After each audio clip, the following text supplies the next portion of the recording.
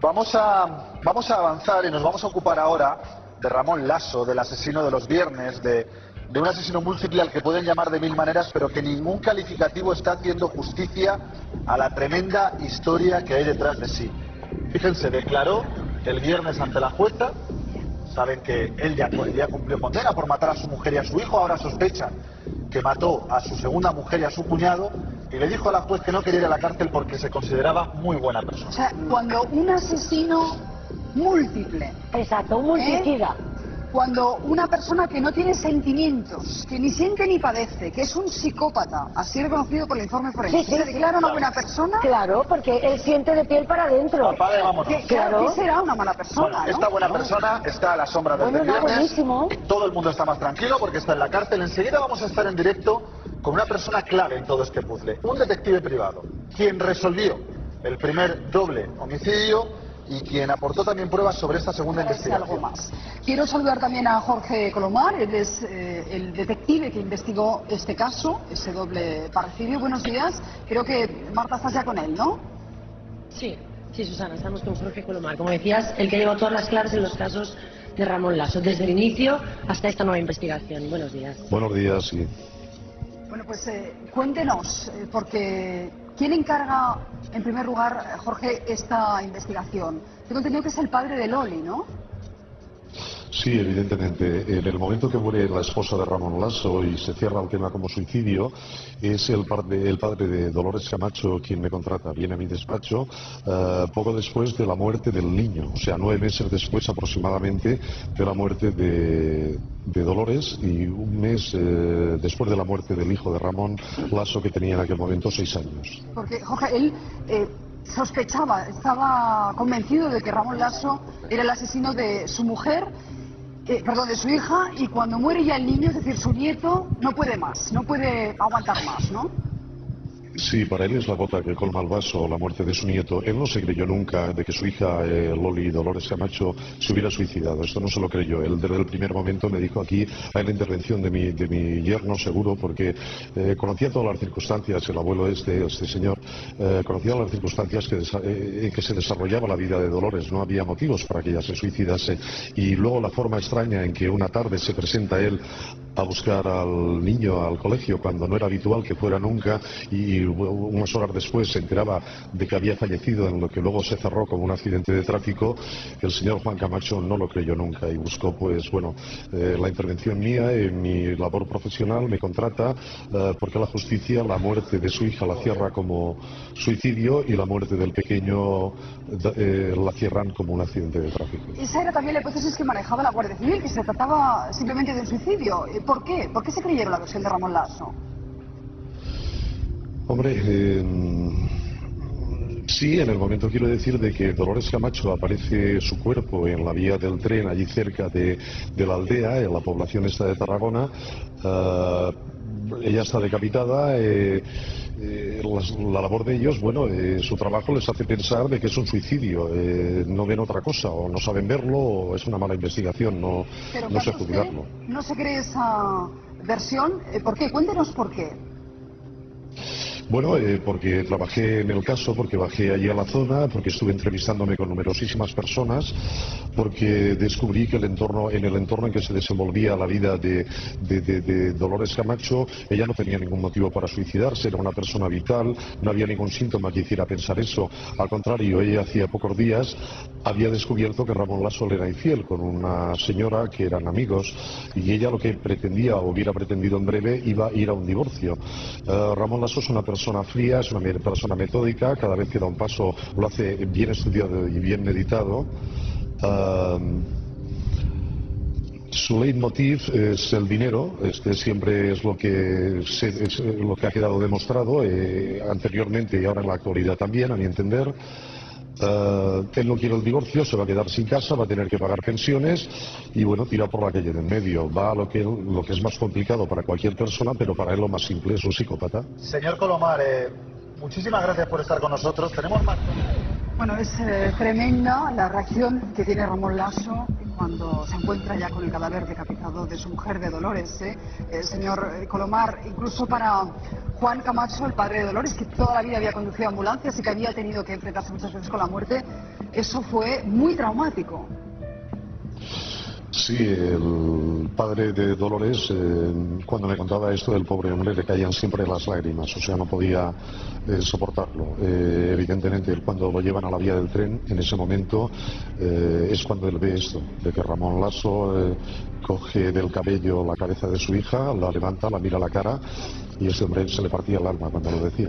No me extraña. Si realmente Dolores se hubiese suicidado, ¿cómo tendría que estar ese cadáver una vez se le encuentra decapitado en la vía? Sí, es que el corte en el cuello era limpio. Yo estuve a la segunda autopsia que se le hizo al cadáver, estuve presente.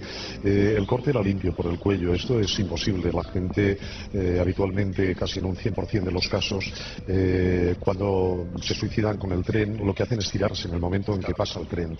Evidentemente los arrolla y los destroza. No es un corte limpio. No, era una persona que estaba muerta en el momento que lo decapita el cadáver, el tren, el convoy este. Le hacía esta pregunta porque creo que es importante que se sepa la diferencia. Sí, también ocurre otra cosa más, o sea, cuando una persona se suicida tirándose al tren, los zapatos siempre desaparecen por la descompresión que hay en el cuerpo. En este caso Lolita tenía las zapatillas de estar por casa puestas, otro detalle más. Ese día había caído una cantidad de agua, había llovido muchísimo en la zona. Si hubiera sido ella quien hubiera ido voluntariamente, la suela de los zapatos hubiera estado manchada de barro. Sin embargo, estaba perfectamente limpio. O sea, habían varios indicios y tal que demostraban que era cadáver ella en el momento que alguien la deposita en la vía del tren. Señor Colomar, y en aquella época, estamos hablando de hace más de 20 años, parece que se cierra este capítulo, 57 años de cárcel, condenado, doble asesinato, perfecto, pero de repente el caso vuelve a sus manos. ¿Cuándo se entera usted de que Ramón Lasso puede estar relacionado con dos nuevos crímenes? Bueno, estaba yo un día aquí en la Costa Brava y me llaman del despacho de Barcelona y me dicen, me pasan el recado de que un familiar de Ramón Lasso tiene interés en entrevistarse conmigo. Y es así como nuevamente, quiero decir, yo intervengo y se me contrata para trabajar en la búsqueda como cuestión de la desaparición en este caso de estas dos personas que ahora mismo lo acaban de llevar a la cárcel, a Ramón. Yo no sé si en ese momento usted lo que tiene es sorpresa o esa vocecita que tenemos todos de esto me lo veía venir yo. Vamos a ver, no hacía tiempo que yo no pensaba en Ramón Lasso. Yo más bien no conocía nada de su vida actual, no sabía yo que él había salido de prisión. Me quedo un poco sorprendido cuando empiezo a conocer de que él en tan pocos años ya nuevamente se encuentra en la calle, pero ciertamente para mí pues es un poco de estupor lo que siento en el momento que me comunican pues la desaparición de estas dos personas de su entorno. Ya me hace que pensar mal, evidentemente. Pero usted dice que el móvil siempre es económico. En este caso había mucho dinero en juego. Hombre, mucho no, pero por ejemplo Ramón Lasso reconoció que con Julia se llevaban mal, que hacía ya un par de años que no había relaciones entre ellos, que Julia era una persona de mucho carácter. Si Julia hubiera decidido romper ahora mismo con él, o hace un par de años, pues en el momento de desaparecer, Ramón vuelve a perder la casa, un piso que había por ahí que se estaba pagando una hipoteca, hubiera perdido bastante para él. En su día ya lo hizo con su mujer simplemente por un piso. Mató a su hijo para cobrar un seguro, que es una auténtica salvajada. Es que es tremendo lo del hijo, porque además es verdad que él había desaparecido, se desentendió totalmente de su hijo, no tenía ninguna relación con él y bueno, pues simula ese accidente para matarle, cobra una indemnización de 3,5 millones de pesetas, que en la época era mucho dinero, y al cabo de nada monta un videoclub, ¿no?, con esa indemnización. Ciertamente, allí en la zona de Amposta, en una población cercana, monta un videoclub y bueno, y lleva una vida tranquila, la mar de holgadilla para él en aquel momento, y vive y sigue viviendo pues tranquilamente hasta que se le detiene. Además, señor Colomar, hablamos de un tipo previsor, porque me gustaría que nos confirmara su actual pareja sentimental, una señorita que se llama Margarita. El señor Ramón también le había hecho un seguro de vida. Curiosamente, él era el beneficiario. Tengo entendido de que es así. Esta señora, sin darse cuenta, se ha metido en la boca del lobo y que lo diga. Hay que dar, sí, hay que dar gracias a la justicia porque lo más seguro es que en breve hubiera acontecido también algún suceso extraño. Ella, que podría haber sido efectivamente la próxima, cree la inocencia de Ramón Lasso. Está convencida de que él es incapaz de matar. Yo creo que Ramón Lasso es un poco un embaucador de serpientes, o sea, es una persona pues que coge gente un poco sencilla y a estas tipo de personas pues puede manipularlas un poco. Tengo entendido de que esta señora es una persona de Sudamérica que está sola aquí en España, que no tiene ningún apoyo familiar en ningún sentido y bueno, quiere ella creer algo y ir en contra de corriente, quiere pensar que es bueno. Yo creo que la justicia ha actuado muy bien tomando la decisión que ha tomado y esta señora debería no solamente ella respetarlo sino tenerlo muy en cuenta y estar agradecida. Debería estar muy duda contenta. alguna.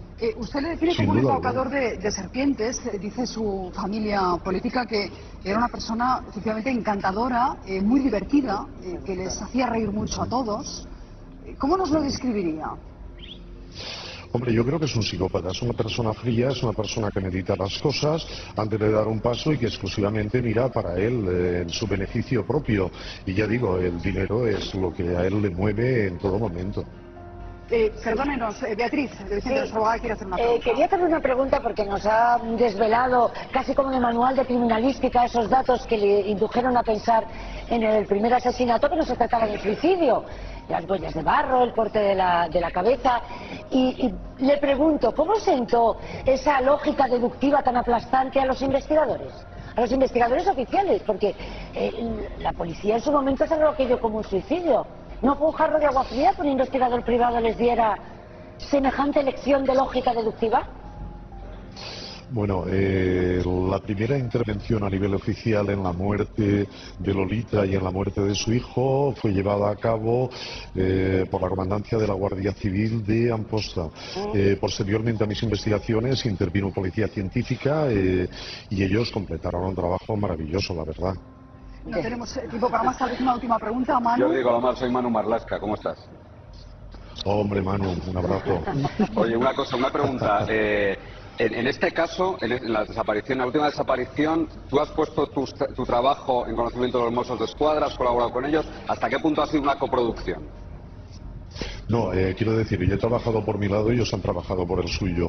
Igual que en algunos momentos a lo largo de mi vida profesional ha habido colaboraciones con los cuerpos y fuerzas de seguridad del Estado, en este caso pues no ha sido así. Ha habido inicialmente algún contacto, desde que intervino el último grupo no lo ha habido y yo lo único que estaba esperando y no tenía medios para hacerlo, fíjate, Manu, que incluso ahora mismo no existen los cadáveres, era encontrar, cuestión terriblemente difícil. No disponemos los investigadores, ni ellos, ni los oficiales, ni yo, de una bola de cristal, pero bueno, imagino que a partir de ahora sí hay posibilidades de que aparezcan los cuerpos. Ojalá. Ojalá sea así, porque de momento este hombre dice que es una bellísima persona, ¿eh? Es decir, que no está por la labor de confesar. Ojalá lo haga en los próximos días. Señor Colomar, de verdad, le elogiamos su trabajo, ¿eh? Gracias a él, este hombre vuelve a estar entre rejas, donde debería estar muchos más años de los que realmente pasó. Gracias de verdad por atendernos. Gracias a ustedes y gracias. Muy amable. Qué humilde.